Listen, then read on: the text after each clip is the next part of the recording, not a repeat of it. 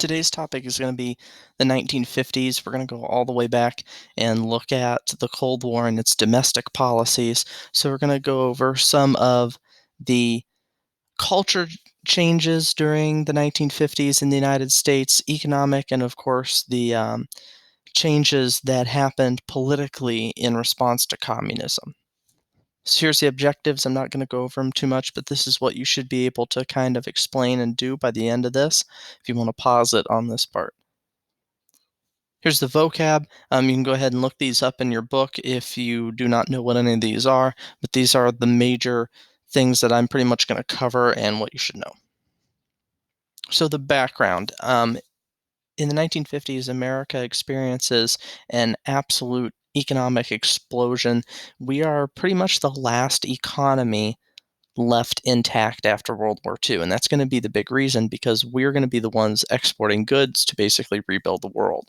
Even though the Soviet Union is also a superpower, it was directly invaded by the Germans, so its economy is a wreck. The United States was never invaded, gives us a huge leg up. 12 million GIs. GIs just means American soldier. GIs return home, so suddenly there's all these men that need jobs, they need houses. This creates problems, but it also is going to create opportunities for the United States as well. And a big change is Republicans begin to be elected to office. We already went over this a little bit during our foreign policy part, but Republicans, as opposed to Democrats who had run the country all the way since the Great Depression, are going to begin taking over, and they're going to be extremely business friendly, extremely economic freedom friendly, and it's going to change how America does business. So our major social changes, the first one, and you need to understand it, is the baby boom. A 27% population increase in only about 15, 16 years.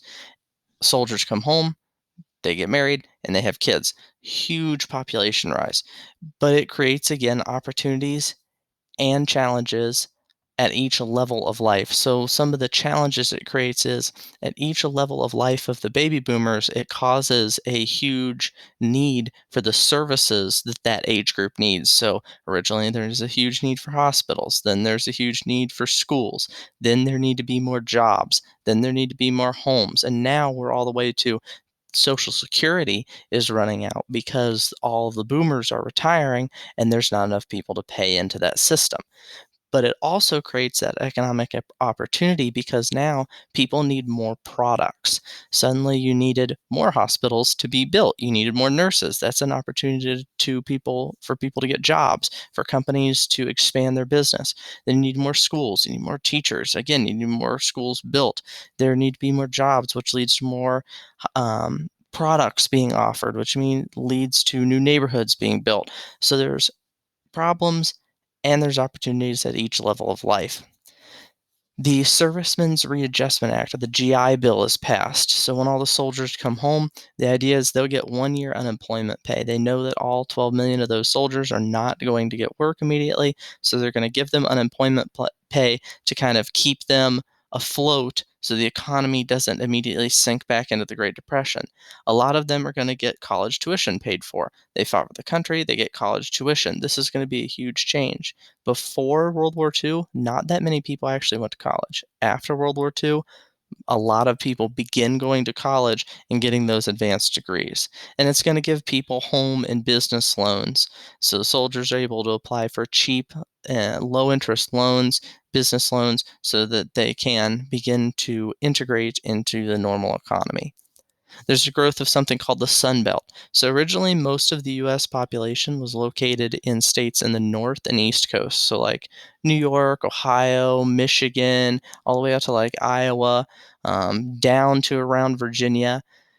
But what's going to happen is we're going to see the population begin to shift over to the West Coast, towards California, to the Southwest, Arizona, Texas, and to the South, Virginia, the Carolinas, all the way down to Alabama. This is partly because of air conditioning. Air conditioning made it so you could actually live in these areas and be comfortable now, but also because during World War II, a lot of the defense industry, the places that made weapons, research, The laboratories were all in those areas, so people moved there for the jobs. And just because World War II ended didn't mean that all those plants and all that industry closed. It was still there, so people continued to move down to that area. And then our other social change that I put last, the growth of the middle class. I don't really need to explain this one too much. The American middle class went from being a fairly small portion of the population, a lot of people working class, and then you had a small amount of upper class people, to the middle class began to dominate everything in the United States, and it grew to encompass a large majority of the people. So you can see here the growth of the Sun Belt. States that are in like the tannish color, they're going to be the ones that grew. States that are in the green color are going to be ones that traditionally did not grow. Some of them actually lose population. And you can see most of the states that grow are located along the coast or in that southwest kind of area. So the growth of the suburbs is going to be a big change. Originally, before World War II, you pretty much either lived in a city, like actually the urban center of the city, or a more rural town or farm on the outskirts of the city, but the suburbs began to grow, and this is a very unique American thing. So the baby boom is going to help lead to the suburbs because there's new families, and new families don't want to live usually in a 20-story apartment building in the center of New York because it's hard to get babies in and out of that. It's hard to get groceries up. Some of these families are having 3 and 4 kids. There's just not enough room. The Interstate Highway Act builds the highways that we use every day and links the cities and the suburbs very easily now. So now you don't have to take a bunch of country roads to get up to Cleveland. You can just jump on the interstate and you're there within 20, 30 minutes. The Servicemen's Readjustment Act, remember, it gives those low rate loans to the servicemen so they can afford houses. And then finally, kind of the last piece of the puzzle is Levittowns, which Levittowns is kind of a catch-all term for like the mass-produced cheap housing that was built during like the 50s through the 70s to meet the demand of all the soldiers coming home. So you can see a Levittown up in the right-hand corner. They're cookie cutter houses, but they're very, very cheap. So all these servicemen can buy these houses and move out of the city. So our economic change obviously went over was the growth of the middle class. The United States moves into something called a post-industrial society. So industrial society is a place that most of the jobs available are factories. You build things. A post-industrial society is services. And it's more white collar jobs, a lot of people working in offices, a lot of jobs that require college professional degrees. And usually those jobs end up offering a higher standard of living. People can afford more goods and services. And if you look in the bottom right hand corner, as what was typical of a family in the 1950s, a lot of families began buying their first television. They could actually afford it because wages had risen, people were getting better and different jobs, and it caused the standard of living to rise slowly over time. This leads to the United States having what's called a culture of consumerism. Now, we've gone over this in a few different units, but the 1950s is really where our modern idea of consumerism comes from. So first, the United States it went back to its idea of easy credit. You could easily buy things with loans, cars, TVs, houses, but also the American income had doubled. So the average American, before the war in 1939, they were earning $4,000 a year, they were earning 8 now. And this leads people to buy more goods. They have more money available to them to buy goods. So they're not just buying what they need anymore, they're buying what they want. The baby boom also fuels the want and need for products. Babies require a lot of things. Parents go out and buy those things, and it stimulates the economy. Then, when they become kids, they want toys, they want games, people start going on vacations, and again, that stimulates the economy, and it's kind of like a cycle of growth. When somebody buys something, it fuels somebody else to have a job, which makes them go out and buy something, and the cycle starts all over again. So some of our examples of consumerism was the like golden age of American car culture. People went out and they bought 2 cars. This was the start of like the husband and the wife having a car. People began showing off what kind of cars they had. The muscle cars started coming out. It wasn't just something to get you from point A to point B, it was a status symbol. The drive-through becomes a thing. McDonald's comes up with their drive-through. So again, it's consumerism. You don't need that food that quick, but you want it that quick. You can see here, consumerism of the 1950s, 7 good reasons to own 2 Fords, encouraging families to buy 2 Fords because they can or because they can get easy credit. So our cultural changes, one of the largest ones was women returned to the home instead of work. During World War II, if you recall, a lot of women went to work in the factories because the men had gotten drafted. But when the men come home, those jobs are taken over by the men again. And don't think it was like the women were fired and they went home.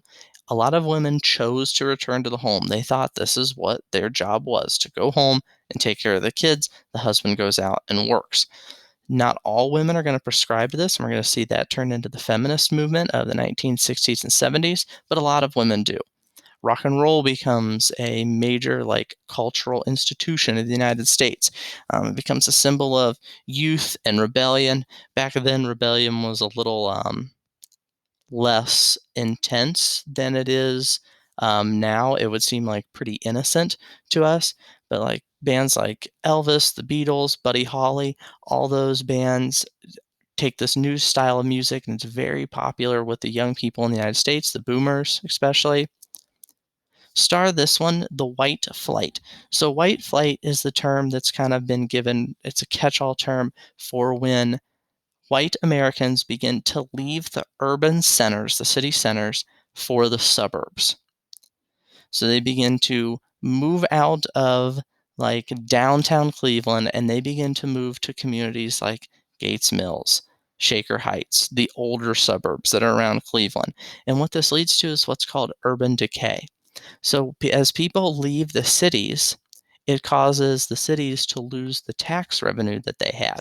Now the cities can't pay for things like roads, bridges, police, fire, and the cities begin to collapse. And we'll see that after the 1950s, places like Detroit, places like Cleveland, Chicago, the cities begin to have major issues because nobody was able, there weren't enough people to move back in to replace that tax revenue. Some people believe during the 1950s that there was a culture of conformity. When you say like 1950s fashion or 1950s music or just the 1950s, you probably have an idea pop in your head, and it's probably a fairly similar idea, like suburbs, white picket fence, rock and roll, like people grilling, and like old cars. And people believe that what had happened was the US had like because of consumerism had standardized itself, that there was no individualism anymore. And again, we're kind of going to see this eventually grow into the counterculture movement of the 1960s and 70s with like the hippies and the beatniks and those people. And widespread poverty. So the 1950s was good for a lot of different people. A lot of different groups saw their wages rise, they saw their standard of living rise, but at the same time, there were issues that were kind of hidden from the majority of society. Blacks in the inner city were having an increasingly hard time, which again will lead to the civil rights movement and the Black Power movement. Whites in rural areas, places like West Virginia, West Texas, had been poor for hundreds of years and continued to be poor. Migrant Hispanic populations were having issues, and a lot of people said that these problems were ignored by the middle class. The middle class just didn't pay attention to it because they said they're doing good, so why should the middle class pay attention to the other issues in society? So you can see here some of the cultural changes kind of contrasting each other. On the left, we have the suburbs and Elvis Presley, two symbols of wealth in the United States. But on the right, we have inner city Detroit and we have a rural house in West Virginia. And you can see it's almost like they're two different worlds instead of being in the same nation. The fear of communism is going to be all throughout the 50s and 60s.